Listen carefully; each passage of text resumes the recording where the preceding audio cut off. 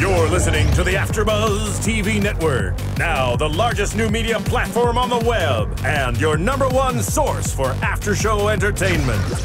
Very good, Dean. Johnson.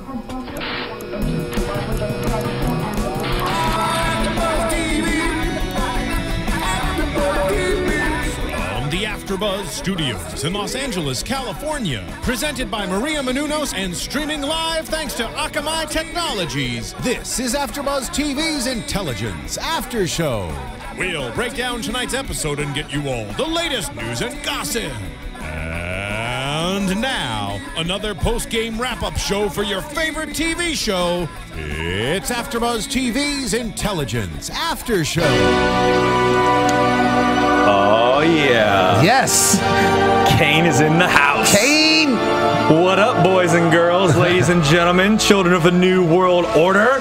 Right, that's what it feels like. I'm your host, Ryan Hooks, coming at you live from the AFTERBUZZ TV studios with Intelligence, Episode 10, Cain and Gabriel. Yes. Joining me, as always, on the panel, the lovely Yael Tygiel. Hello, everyone.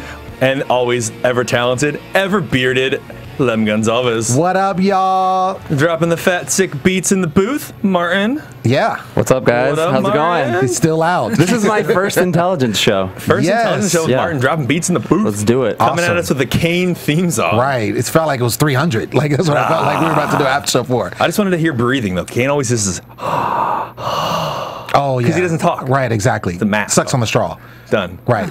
Done. Let's talk about intelligence. Let's do it. So, last week was Lem's probably favorite episode to date. It was. So, tell me, Lem, what did you think about this week's episode?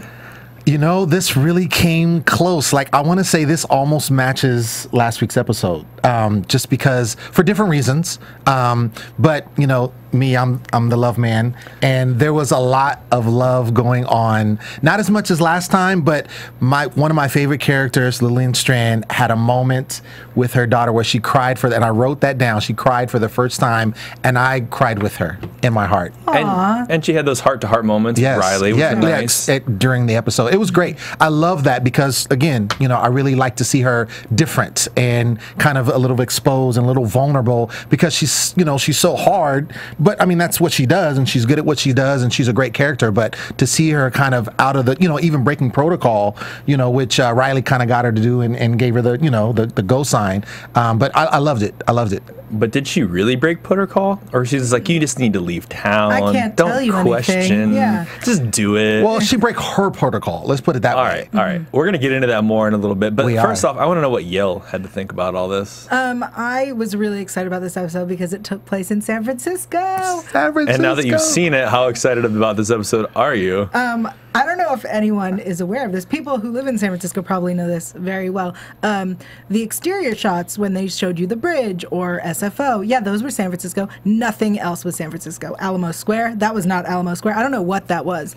There's not that much concrete in Alamo Square. That was over in Torrance, in some hood park. Just so you know, Alamo Square is where the Full House is. Right. You have a view of downtown San Pink Francisco. Ladies. Yeah, it's a beautiful park. That was not it. I don't know what that was.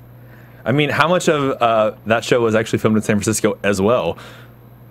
Whatever. That's not the I'm just point. saying, they showed the house in the park, and then all of a sudden now they're in a studio at ABC or wherever the heck they filmed that It's not the point. in Los Angeles, California. It was Good Morning San Francisco. Listen, everything good is filmed in Los Angeles, California.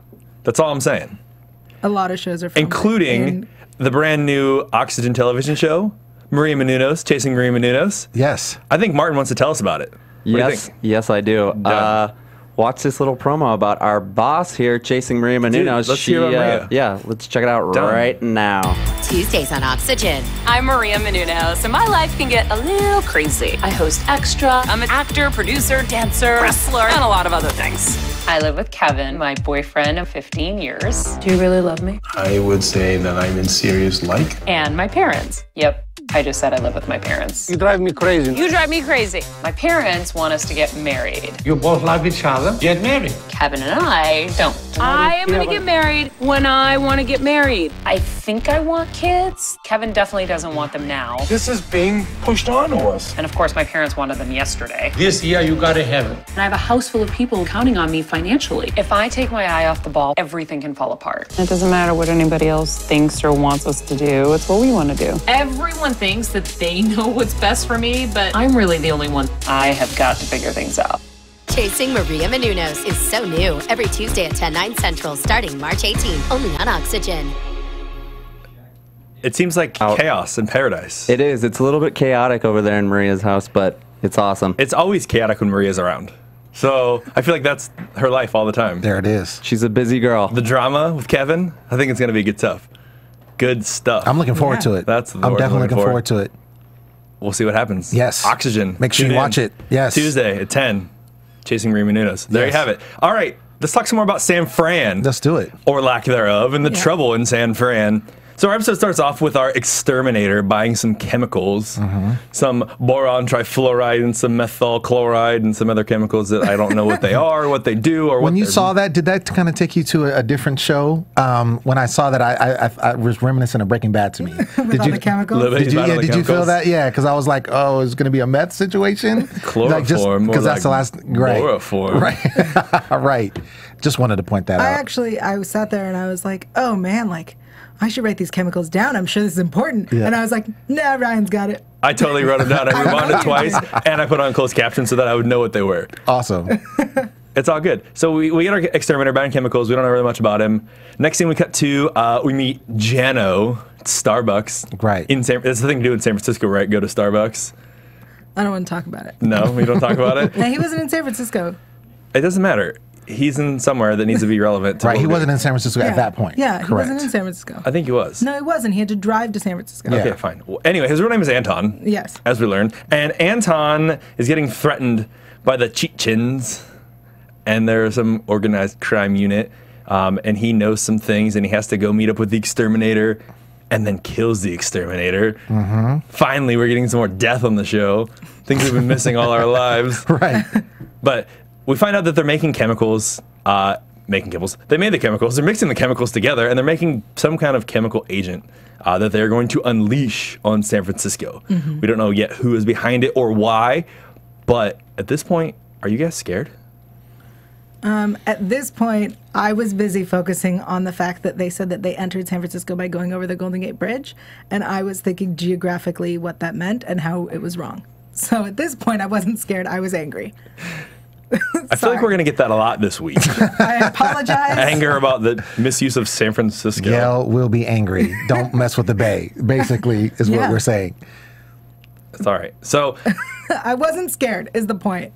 we haven't even got to the fact where they're scanning the van yet, though. You're like way ahead of yourself. I apologize. No, it's cool. Because we got to go back to Cyber Command first and meet our good friend Vaughn getting tested on. This part was really funny to me. Yeah. Because A, Head Nelson. Of course. Telling jokes. Of course. Number one reason. But B, I love the point where they're like scanning his cortex and all that. They're like, have you been crying? That was so good. And he's like, no. Like totally, I bet he had been. He's of probably course he like, has. He's been crying about Amelia. He's all sad about everything and crying about it. And he's like, no. Are we done yet? It's 2 minutes till. Are we done yet? Right. I want to get up out of here. Oh, come on. Let's go. Yeah. Luckily, Lillian comes in and saves the day and gets him out of there because there's a crisis in San Francisco. Right. We learn about Vincent Canello. He's the exterminator. Yes. An undercover. He's in witness protection. Right. Learn all of the people that we talk about this week are in witness protection, and they're being used because they have some skill or asset. So when they went into this part, did you guys get like super confused when they were talking about the potential rider meets the mule, meets the carrot, meets the stick? No, I knew exactly what they were talking about. I was like, wait, what? Why do they? I mean, I got it. I mean, I'm joking, but as the episode went on, I figured it out. But when they first started bringing it up, I was like, wait, what? Well, when they explained it and they were like, here's how this metaphor works for those who don't know. Right. You know, this I was still person- confused. Really? I mean, have you not heard those terms before? No. At all? Do you watch like cop shows? Sometimes. Not enough, clearly. Exactly. Clearly you not need to enough. watch more. The mule and the rider and the stick and the carrot, Yeah. the delivery system. Well, apparently, I am on a limb out here, not a stick, but a limb, talking about things that I don't know what I'm talking about. Actually, if you either watch cop shows or like have, know what drug dealers do, because they use the same formula. So if, Something you want to tell us? So tell us about your secondary curricular No, activities. I'm just saying, like, I don't know any of that personally, but I may know somebody who knows somebody who knows somebody. Who robbed somebody. Who watched cop shows. That's what it is. Who was on Breaking Bad, yeah. Right, exactly. The true story. Right. But it seemed, I guess the metaphor also seemed a little eccentric to me and crazy because they used like multiple people were the mule because there were different delivery forms because we had 3 different mules in this. The guy that got the chemicals, the guy that made the bomb, the guy that was administering the bomb. But then there was only one rider who they were looking for. Right. And then obviously the carrot was the bomb itself. What was the stick? The briefcase? Was there a stick mentioned? Yeah. No. I mean, I'm just assuming if I'm figuring this metaphor out, Oh, is you're the just stick? You're just throwing stuff out there. No, I'm assuming, like, is the stick the place where they go to deliver the bomb? I don't know. I believe they explained it all. I do recall it being explained. Well, if you would have thought about this more, we would have these problems taken care of. I apologize. I was busy getting angry. I was busy. It's all right. So we learned about our hacker a little bit. He's got a domestic hack going on, and they've been running the different factors about what will happen with the chemicals based on what they are.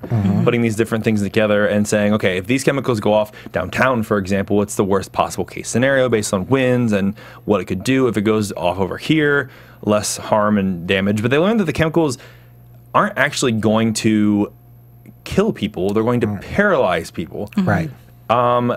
So, you know, I don't know. What do you think? That's actually a really interesting twist on it. I mean, usually we're used to bombs that kill people. Are meant to kill people. That's what people usually do. They blow up, you know, places to kill everyone. And I think that this was a really interesting story in that it turned out that he was trying to put these people in the position he was in. Right. And that is just really an interesting concept. And I think that was really creative and clever of the intelligence writers. And I was very excited to see that.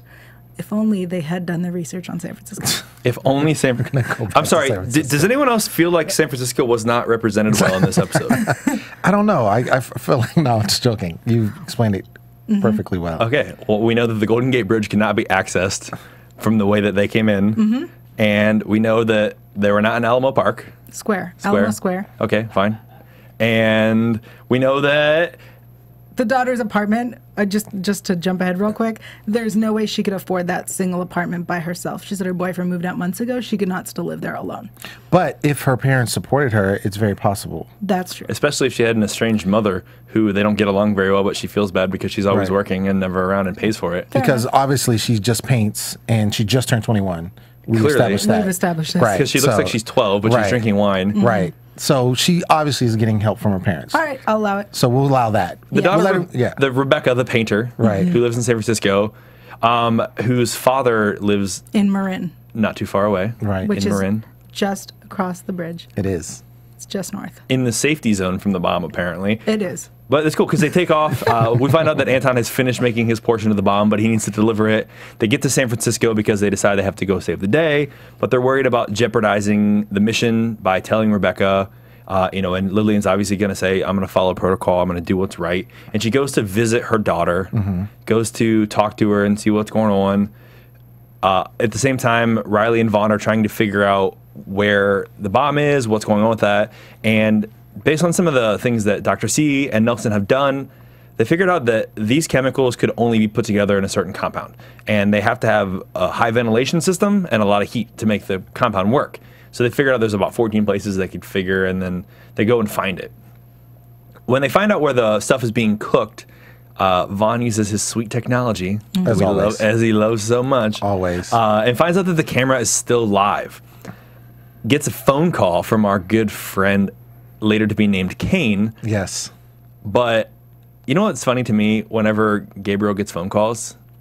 Is that he touches his ear like a Bluetooth to answer it. I noticed that. So does he have something in his ear? In this episode, he said that the phone call was coming to his earpiece. Because they have earpieces so that they can talk to each other. I'm assuming it's one of those tiny ones that go in the ear and are barely seen. That's how they communicate with each other. Yeah, like the FBI wear. Yeah. But those are not like, you can't call those aren't like phones. I was thinking it was going to his connection to the internet. Like that was like into his chip. Into his chip, yeah. Well, that's what I thought at first, but just like you said, it makes sense because they all do the same thing. I mean, especially when Riley, she gets the call into her ear. It just, I don't think it's as blatant as what he was doing. And this is the first time that I think I've seen, that I remember, correct me if I'm wrong, where he got a call like that from someone else. Yeah, he wasn't actually using a phone. And he muted it. He muted it to talk to her. Right.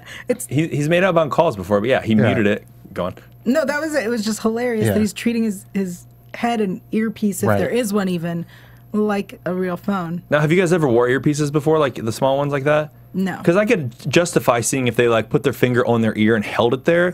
Because if you've got one earpiece in, but there's stuff going on in the background and the noise, you want to hold it to cover the sound so it stays in your ear and you can hear it.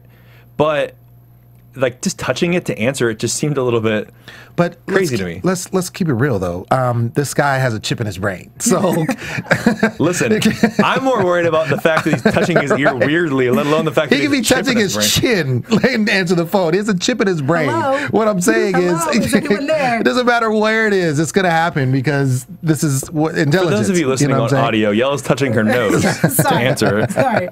Hello? Poke in the nose. So I think the whole point of him touching his ear, I think, is just, it shouldn't matter because he has a chip in his brain and he can see things in the past. But he heard ringing. Like it was ringing in his... It was like he was getting a phone call. Yeah, it was... But but honestly, though, it had to be that way for the scene because the guy is talking to him on the phone. So it really had to go that way because if it went another way, it wouldn't really have the same impact. I think it would have had the same impact if the guy just called him on his phone. Like on his regular phone. Yeah, I think that would have done that would have been just as efficient. Right, and he would have had, clearly he has the technology to do these things because he's hacking all these mainframes. Right. And, he's got a T3 internet connection. And he hacked into witness protection, which is the most secure Right. And found the thing. people. Yeah. But maybe it's just, well, okay, I'll tell you what. This is how I saw it. Because the guy, Cain, is so intelligent in what he's doing and he can hack into these super systems, he hacked into his chip. Yeah, like not chip, but into his earpiece or whatever, as opposed to just calling on it. Because any villain can just call you on the phone. Yeah, but if he hacked into the earpiece, that means that the earpiece has some sort of phone number. Right, that's secure. Do you see what I'm saying? Not just the radio wave, but like a phone line. Right, but I'm saying that's secure because we've had people call him, but on a regular phone, that's like regular, villain stuff. This He's guy's a super villain. Well, he's a technological villain. All right. So we got to, I think that the show did that to show like how technologically advanced he is. And as he's talking to him, he's like, I can't find you on facial recognition. Right. Who are you? Right. I see your friend Riley over there. You see what I'm saying? Yeah. It's and like all the stuff he knew about her until she went missing off the grid because she became a member of U.S. Cyber Command. But, he's able to facial recognition everyone. He's using the cameras all over to mix Gabriel's signals up as well as follow the people that he's working with. He's actually a Gabriel, you know what I'm saying? Yeah. In a sense, he's doing the same thing that Vaughn does and what he does with, facial recognition, going through the internet, finding different things. And I think that's one of the things I did like about this episode because it's almost like he was in battle with himself, Yeah, because he cut the cameras off as well later when they're in the park. Exactly. A lot of the same thing he could do. Well, good for him. We find out though that he asked Vaughn if he's an athlete. He looks like a swimmer, and that he's got a lot of labored breathing, and he's doing things with that because he asked him about it. He's like, "Why are you breathing?" It later becomes an issue where he knows every time he's lying, he takes a breath off of this machine. No, he sips out of the straw. Is it a sip out of the straw? Okay. He uses the sipping breathing apparatus. Yes. To lie. To tell a lie. Yeah. So my favorite part in this episode, though, was when Cain is revealed. Cuts off the phone with Gabriel. His wife comes in. Yes. And she's like, "Oh, hey, I made you these tacos. Taco scramble. Taco scramble." Which is the greatest thing ever. It's a taco, but with eggs.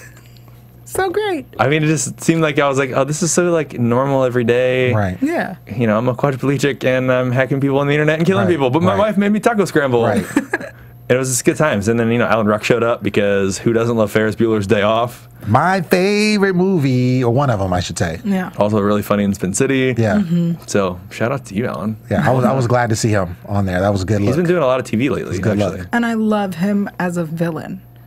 Yeah, because you just don't see that coming. Right. If that's so unassuming, go ahead. He's such a quirky guy. He's always, because Ferris Bueller. The characters he's played. Yeah. And then he's a villain. I love it. It's so unassuming, and that's why it's funny when they show him with his wife, because that's so everyday. Matter of fact, I'm having lunch with my wife, and I've been checking the stocks and doing that kind of stuff, looking out my window because I can't leave the house. She opens the window for him. Yeah. And then he's like, no.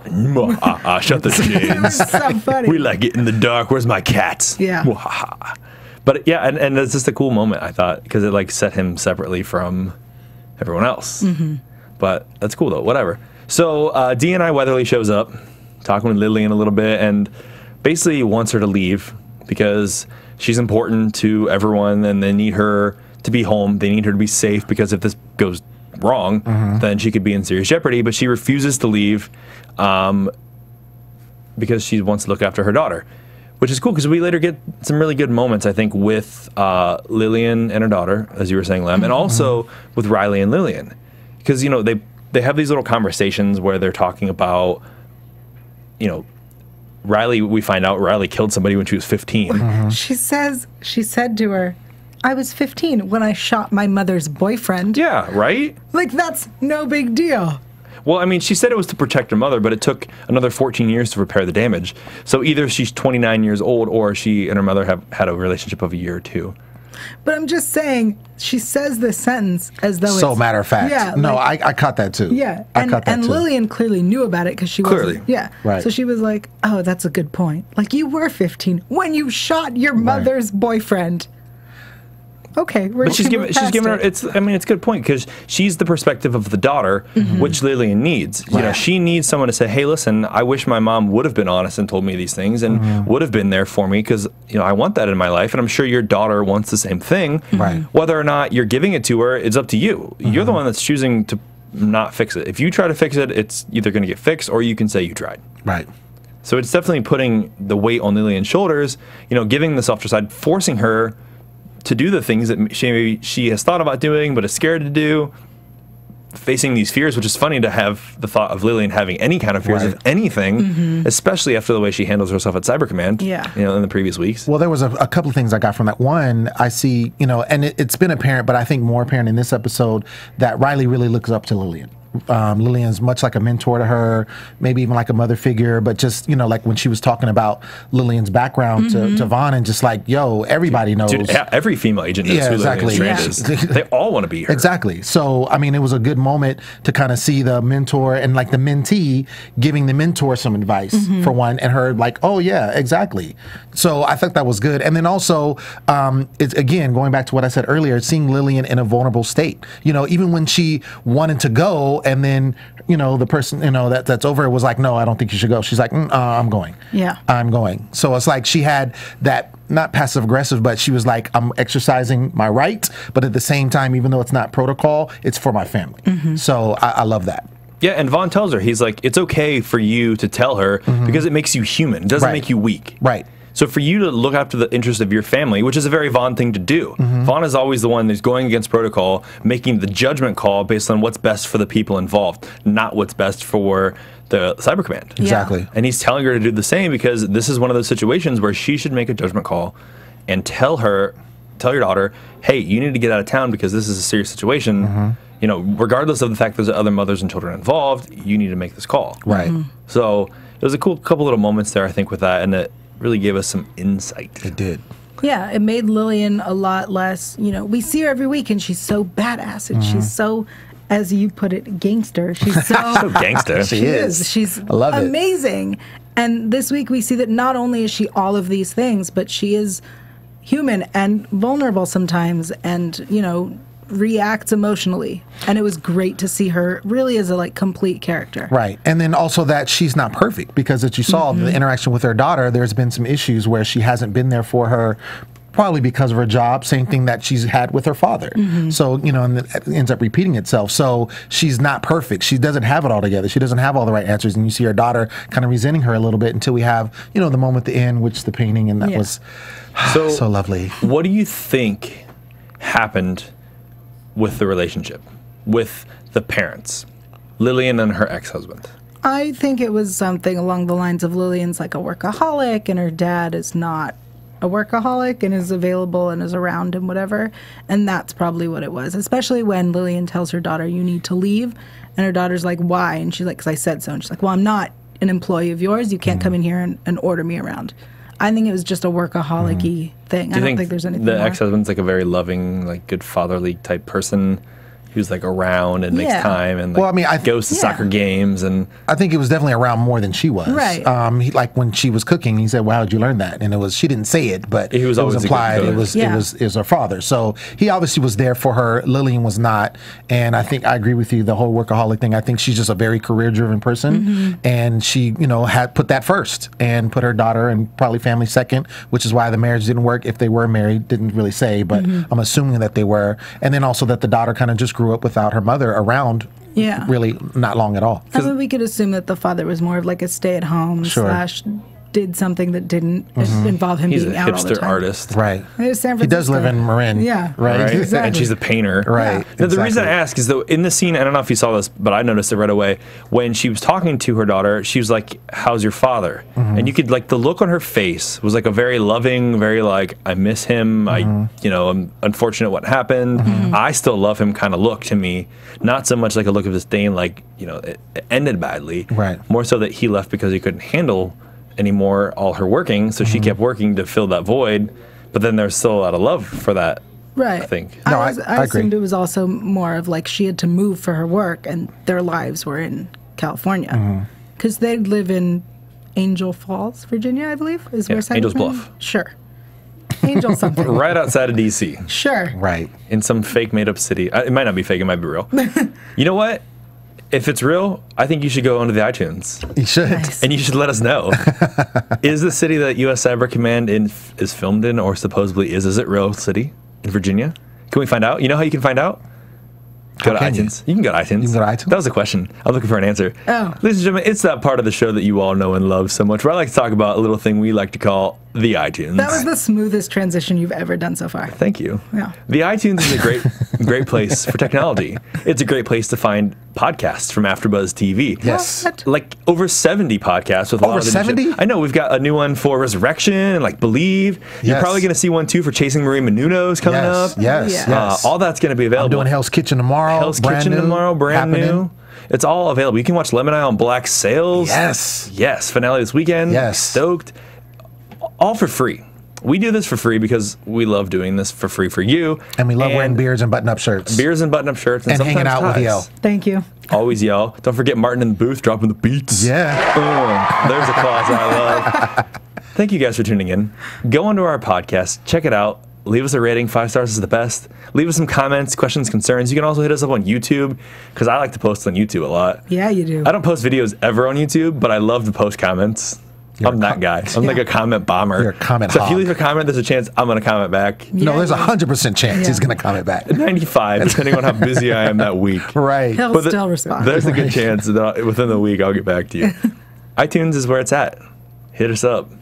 Let's move right along. Let's move it. Moving right along. So we can't forget about our boys in the lab this week. Trying to figure out what's going on. Trying to work out the mysteries of the bombs. I just want to say that and we've seen it in time and time again, I think more so in more recent episodes, but the demographic between those two in there, the father and son duo, I really like how they work together. Where else, obviously this is a show, it's a fictional show, but I like how they bring that element together because it is a familial element. And, and just like even with, they bring stuff kind of intermittently in between with like some of the characters like Lillian with her daughter before we saw her with her father in previous episodes. But I like that demographic. Nelson, of course, is the man. I don't have the man crush like you do, but I am definitely falling for him. Well, I told you I was excited Yeah, this week because right. PJ started following me on Twitter. Yeah. Like that was the highlight of my week right there. So I'm still trying to get him on the show. We'll see. I'll keep bugging him. We need to get him on the show Every week. That would be dope. I'm to going have to keep on the bugging show. him.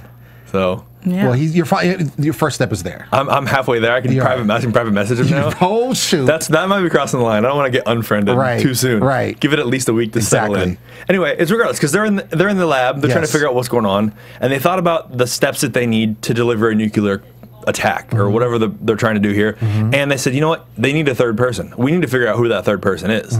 Insert Eric. Boom. Boom, aka Kevin. Kevin Chandry, if you will, who's also in witness protection. They found him based on searching San Francisco, people in witness protection. One guy's in jail for beating his wife, one guy's in the ICU for a disease. That leaves Kevin/Eric. I'm going to call him Eric for the rest of the show because that's Yeah. what I wrote down, and that's Sure. his fake name. we don't know what he does, but I mean, we do know what he does because we later find out, but we don't know like why he's imperative to the plot at this point. Yeah, because it was clear that he wasn't like an exterminator. The first guy who he could wasn't get a the chemist. He wasn't a skill that he had. Skill set. He was just the only person in San Francisco who wasn't in jail or in the ICU. No. He wasn't the only one. No. He was the only guy in that they hadn't found. That they hadn't found. Yeah. But there was a reason they picked him. Right.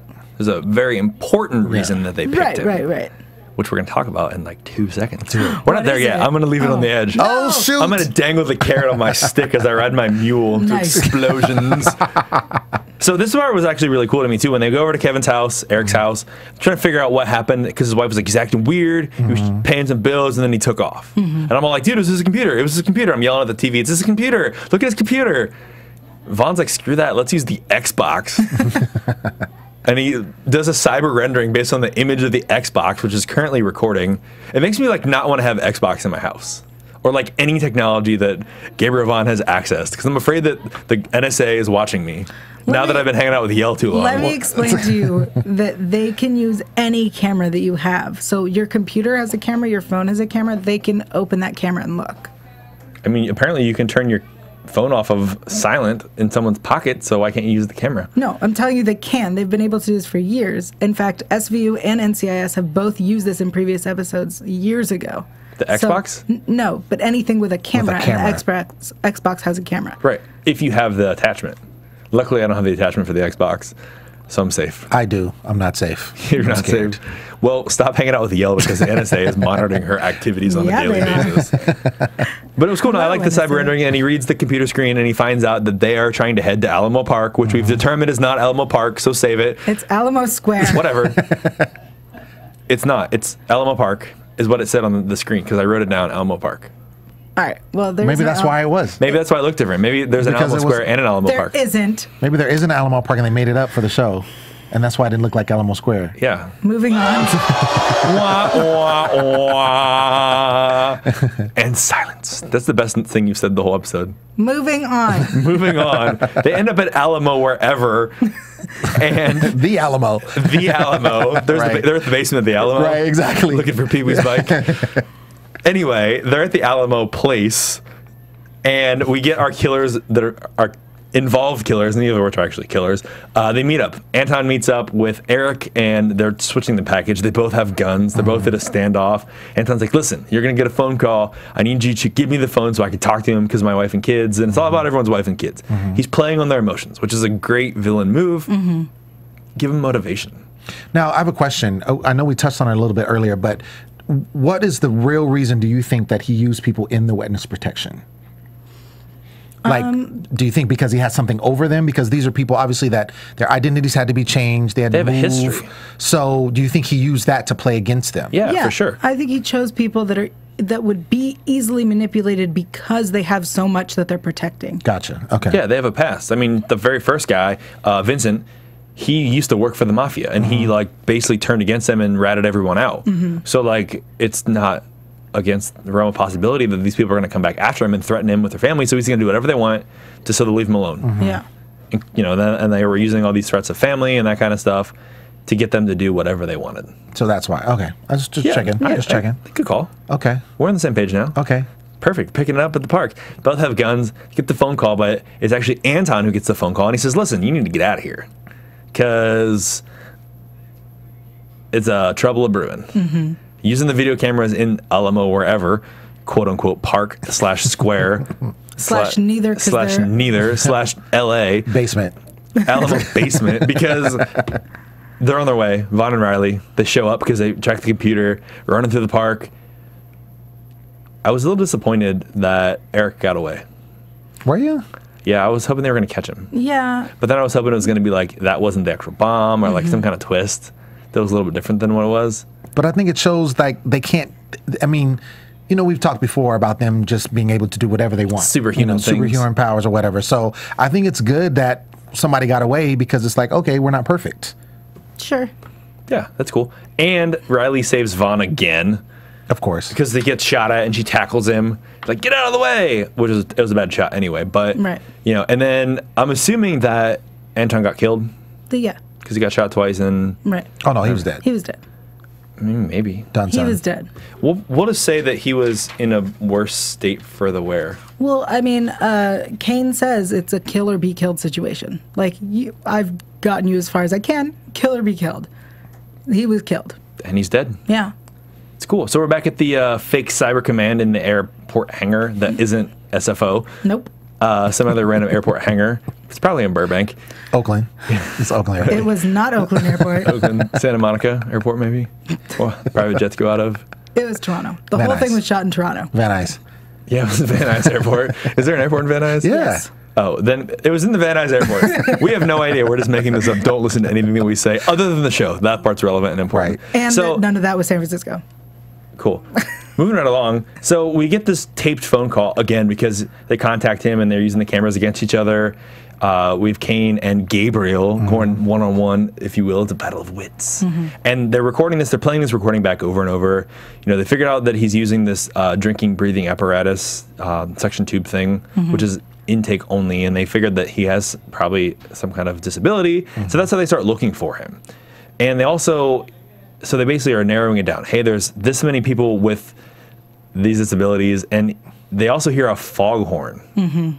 Riley does. Riley hears the foghorn in the background after hearing it on the tape when she's talking to Lillian. Is that San Francisco? Is there a foghorn in San Francisco? Not on the Golden Gate Bridge. It wasn't on the Golden Gate Bridge. She said it was on the Golden Gate Bridge. No, I thought she said it was. It was the famous one. Where's the famous one at?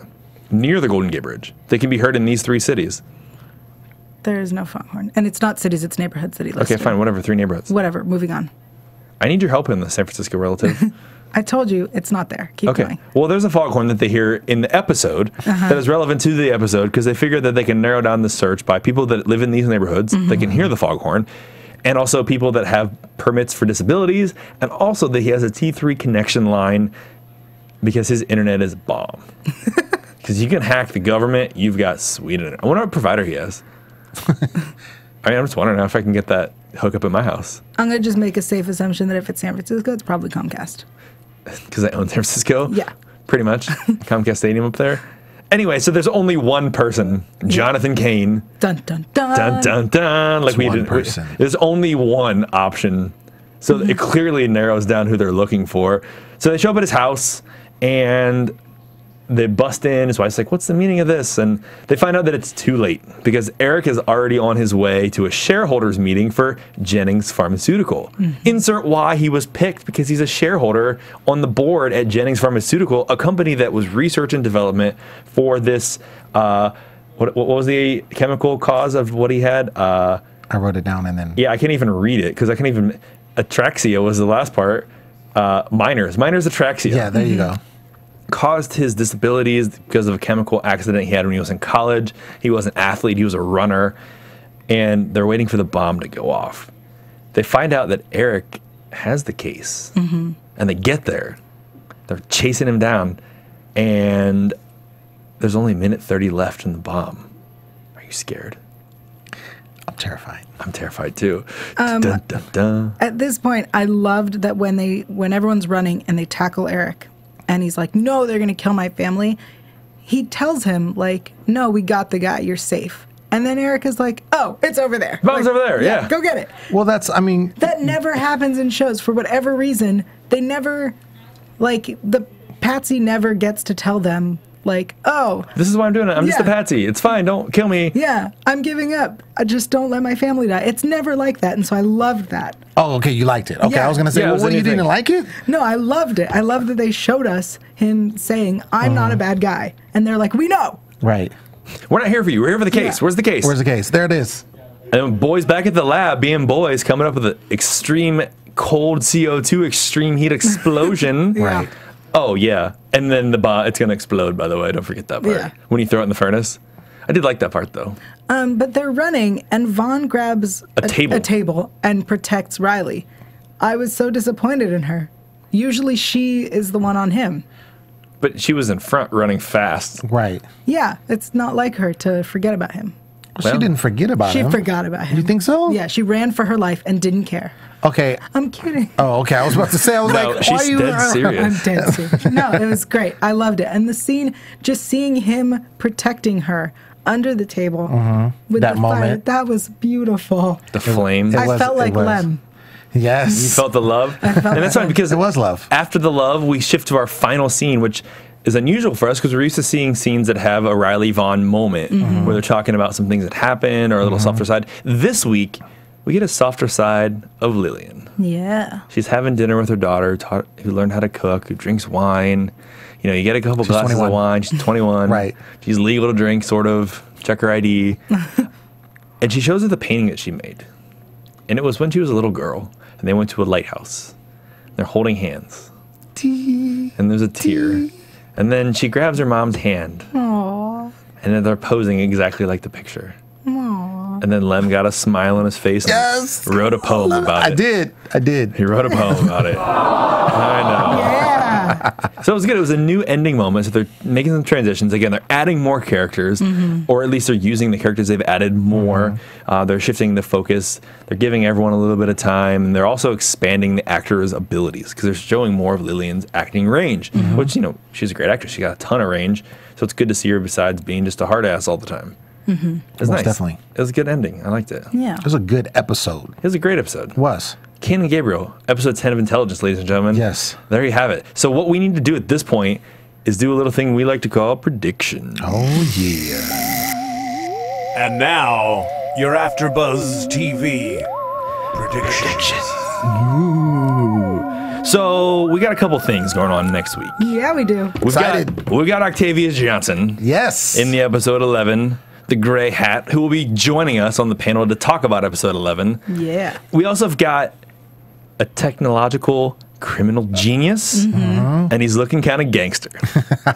Got the earrings and everything. He's looking gangster. Yes. The earrings. Yes. So what's happening next week? I Yael. think it's going to be really exciting to see Octavius finally in the show. And I think that he's going to end up at the end being like, oh, maybe I should stop my criminal ways and work for Cyber Command. That's my guess. Really? That's my prediction. So you think if we're looking at a season 2, he might show up on a regular basis? Maybe a few times, yeah. I think he'll be a recurring. We'd like to see that. Yeah. For sure. Done. Lem. I'm gonna have to disagree with you on that. I definitely think he's gonna be the main character in this episode, the main villain or whatever you want to call it. I do think it'll be a different spin on things because I think that the characters they have had some range, but they've been kind of the same type of person. And I think this brings a different element because he's young. Like you said, he's dressing gangsta. He's got the hat, the earrings. So, but he's this genius supposedly, according to what they were showing in the preview. So I think it'll be interesting how they handle it. I think they're going to come across some things that they haven't come across before, some challenges maybe that they haven't seen simply because it's a different type of villain or character or what have you. So I'm excited for it. I'm definitely excited. I'm excited to see Octavius do his thing. I don't think he's going to be a recurring role only because it just doesn't fit the format of the show and how the show's been going. So that's the only reason why I think that it won't. But you know, they've been surprising us here and there, so I don't know. But I'm looking for some hacker skills next week. Yeah. I mean, I'm looking for him to maybe get involved in some kind of hacking of things that are a little bit on the shady side, showing his genius skills off. And, you know, I want to see more Nelson. Of course you do. That's all I want. I really That's all hope you that next week they play a little bit with the fact that he is so young and that they play a little bit with the, like, you know, he's helping them or he's the villain or whatever. They have to babysit a bit. I don't know. I just think it'd be fun to see. We're going to find out next week. We are going to find out. Dude, I think that was a good show, and that wraps us up here at AfterBuzz TV Studios for Intelligence. Yeah. Hey, you know what? Why don't you tell us where they can find you, Yael?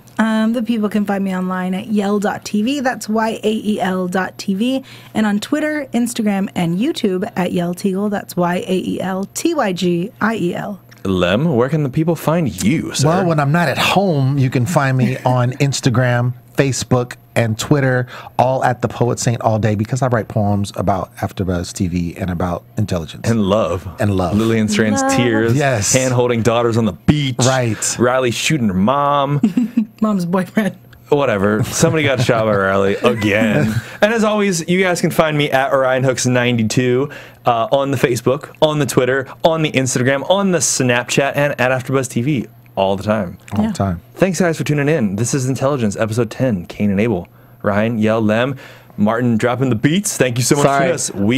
I was gonna play the outro music, but it's not playing, so we're just gonna go with silence. And AfterBuzz TV, AfterBuzz TV, AfterBuzz TV, AfterBuzz TV. Executive producers Maria Menounos, Kevin Undergaro, Phil Svitek, and the entire AfterBuzz TV staff. We would like to thank you for listening to the AfterBuzz TV network. To watch or listen to other after shows and post comments or questions, be sure to visit AfterBuzzTV.com. I'm Sir Richard Wentworth, and this has been a presentation of AfterBuzz TV. Buzz you later. The views expressed herein are those of the hosts only and do not necessarily reflect the views of AfterBuzz TV or its owners or principals.